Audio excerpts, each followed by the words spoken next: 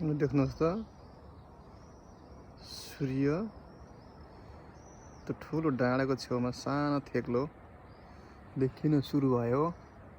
समुद्रबाट धमाधम निस्कँदैछ। भूमध्य सागरबाट सूर्य उदाएको देखिरहनु भएको छ। समुद्रभित्रबाट सूर्य निस्किएको उदाएको भान हुन्छ। आधा निस्किन आँट्यो।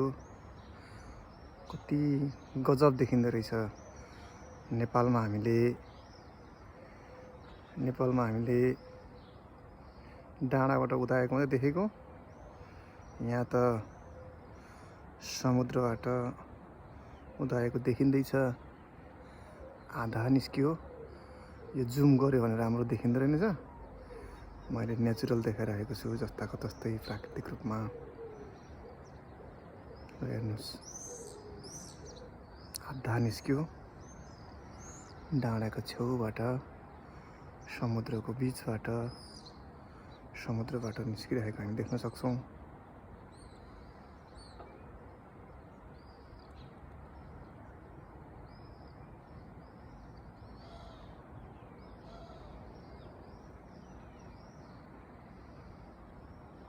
सूर्योदयको यो दृश्य अहिले हामी स्पेनको आलिकान्ते प्रान्तको आल्टिया भन्ने सानो सहरको एउटा डाँडाबाट हेरिरहेका छौँ। दिउँसो आउँदा यो केही रमाइलो ठाउँ देखिएको हुँदा सूर्योदयको दृश्य चाहिँ कस्तो हुन्छ भन्ने ठुलो कौतूहलताले गर्दा म यहाँ आइरहेको छु आज।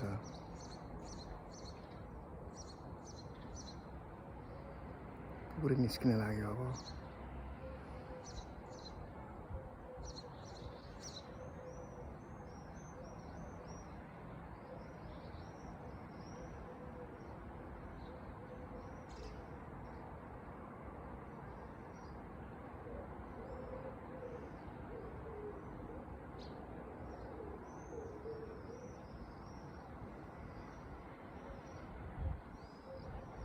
यो व्यवस्थित सहरमा चराचुरुङ्गी प्रशस्त पाइन्छ।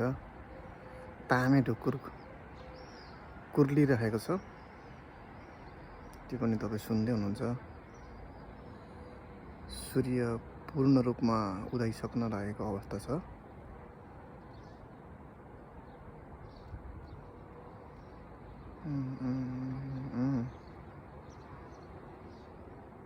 अब लगभग पुरै उदाइसक्यो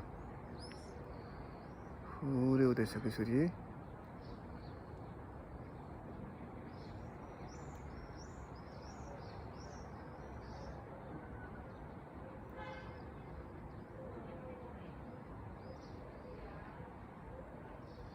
अब सौर्य किरणहरू पानीमा छरिँदै गर्दा झन् अर्को मनमोहक दृश्य देख्न सकिन्छ। यहाँ सौर्य किरण भूमध्य सागरमा छरिन सुरु भएको छ।